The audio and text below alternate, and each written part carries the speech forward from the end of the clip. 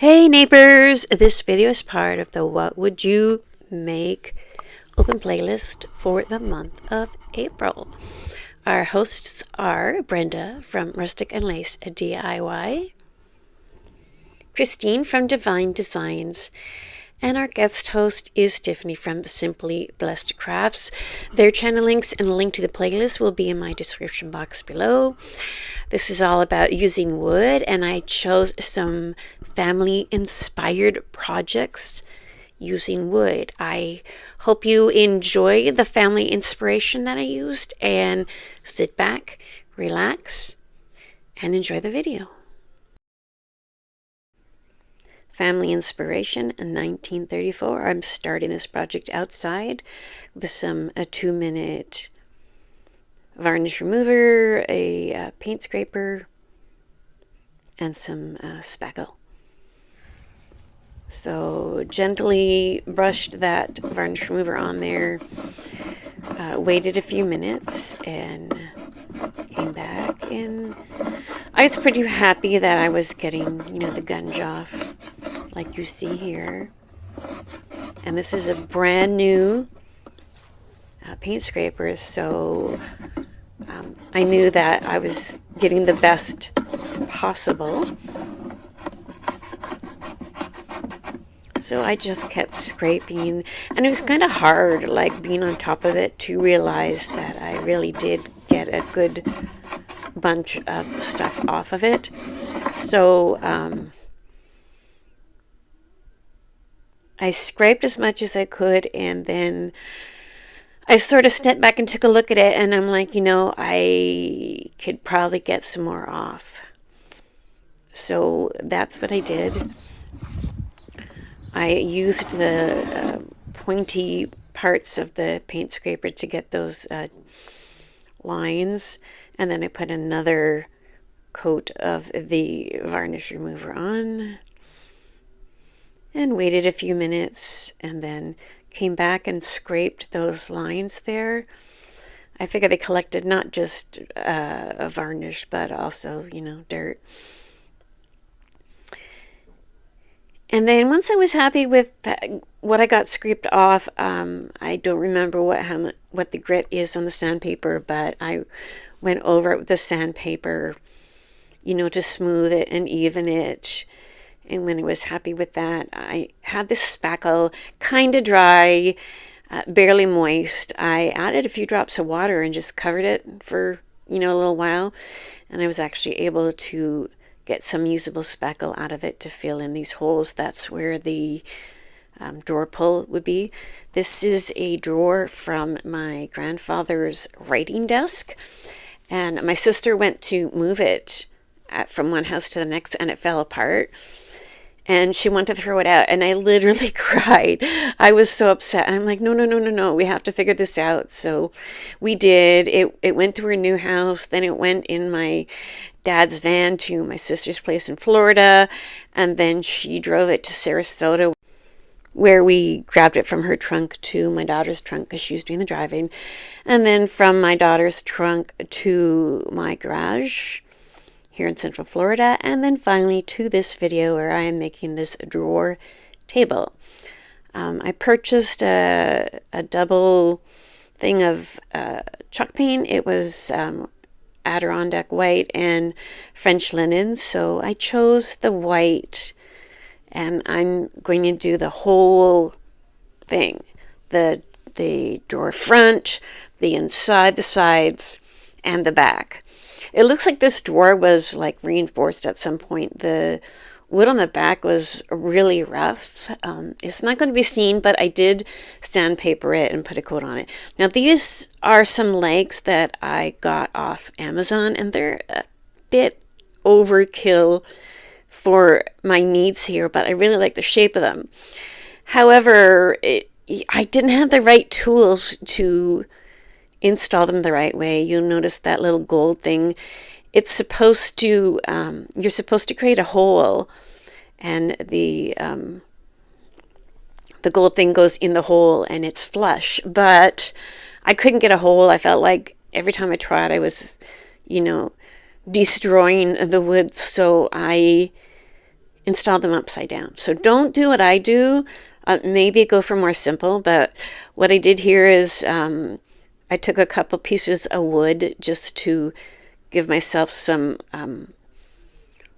more room for the screws. And then I did pilot holes. There's 3 holes on each little gold piece there.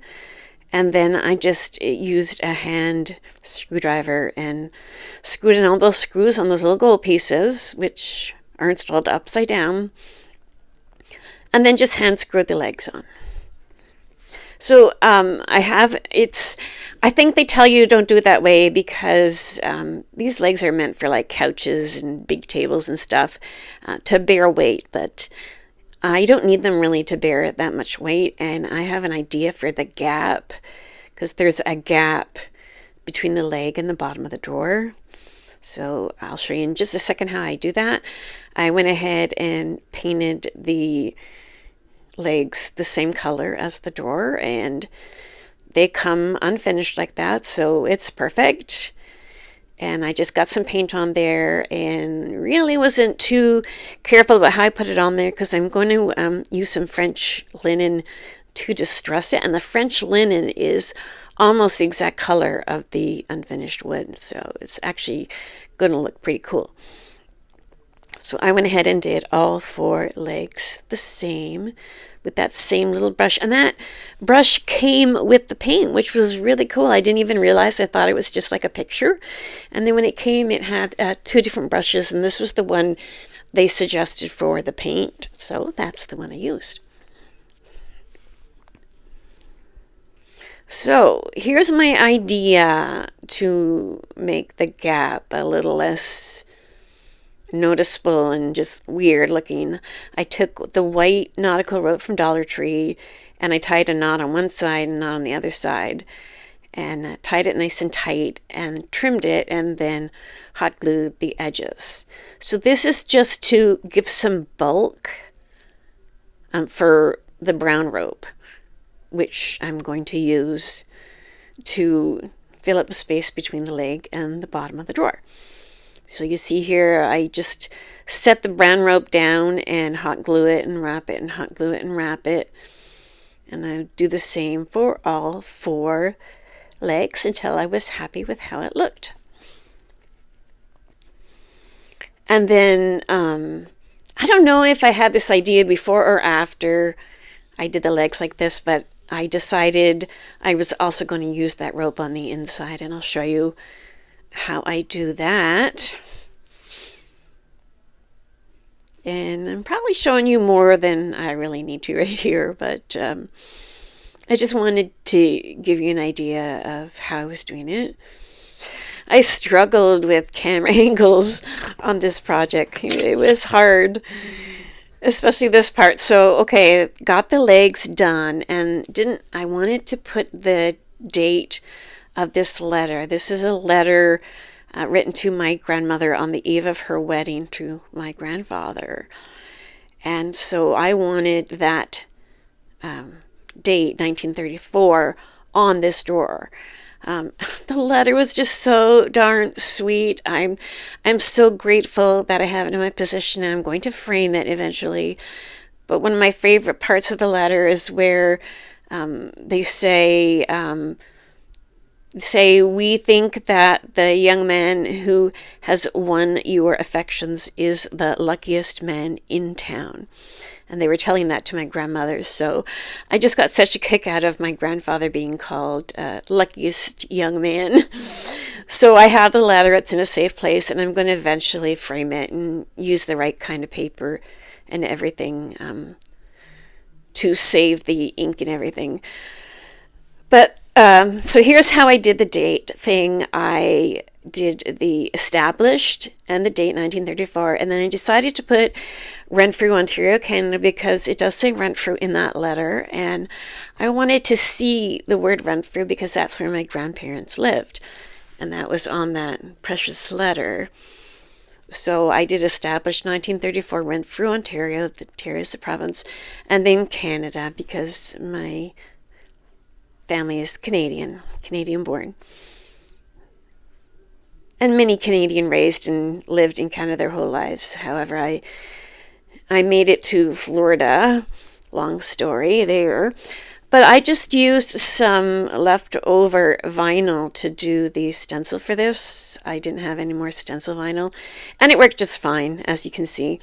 I used chalk paint with a little bit of baking soda to make it nice and thick, and it came out wonderful, wonderfully perfect.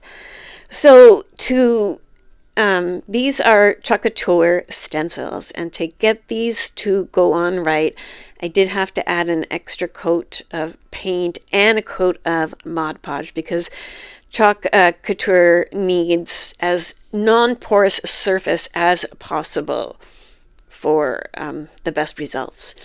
So I'm starting with pesto. I use the tape just sort of as a guide to make it like an even amount of space in between them all. So we go with pesto first. Sometimes I just put it on the little squeegee thing. Sometimes I put it in like a little condiment container. And what you'll see me doing is putting the chalk paste on, lifting up where I put the chalk paste, and then putting it back down to do the other colors. I had some like orange and mango and cherry. I was just trying to make everything look just a little bit different than the one next to it. So I just want to show you here how I get the paste on. You know, and I take my time making sure I'm filling in all the spots, and then lift, and then back down. And I do the exact same thing for the remaining 3 stencils. You see, lift and back down. And almost finished here. There's that cherry. The cherry came out super dark, but I'm going to distress this. So I did, correct it a little bit with some white paint around the edges. But, after it's distressed, it looks like it was meant to be. So these stencils are kind of like, they look like seed packet images. So they have like little borders, which I chose to do in black. And I thought that was a really good way to finish them off. And some had it just in the corners, and some had it on the sides.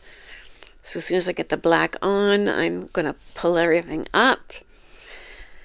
And we're almost done. I really wanted color inside this drawer because I kind of wanted the inside of the drawer to be like a sign, or, like something you could like hang up, except that now it's on a table. So I missed filming the part where I distressed it with the French linen chalk paint. And now I'm going over the French linen chalk paint with my 100 grit sandpaper. I like to soften up the distress. I think it looks so much better when you do that. And also pulled some of the French linen over the really dark colors from the flowers, and then actually sanded right over that. And I really like how that turned out. Since I had the rope on the legs here, I decided to put some on the front. And then I really liked how that looked. So then I decided to do like the back of the drawer around the flowers there, just to sort of balance things off. Just simply trimming it and hot gluing it. I did hot glue, I want to say it was Alien's tacky glue. So I did like hot glue. What I did is I put down the tacky glue, and then I left gaps, and then I filled in the gaps with the hot glue. And then while the glue is still warm, I'm going over it to make sure it's nice and straight, because there's nothing that drives me more crazy than when my rope borders are like crooked. But you'll get a better look at the finished product during the final reveal. Family Inspired 2025. So after we came back from Sarasota, my daughter that was with me went to Dollar Tree, bought this square wall hanging and the rub-on transfers, and said, make me something for the pictures. So when we got to Sarasota, before baby Lawrence's birth, we actually had like a little photo shoot at Bayfront Park in Sarasota. And a lot of the pictures were on these little Polaroid things. So each of us had like a handful of Polaroids and trying to figure out, how best to display them. So my daughter is basically like, here's the stuff, now make something for me. So this is what I came up with.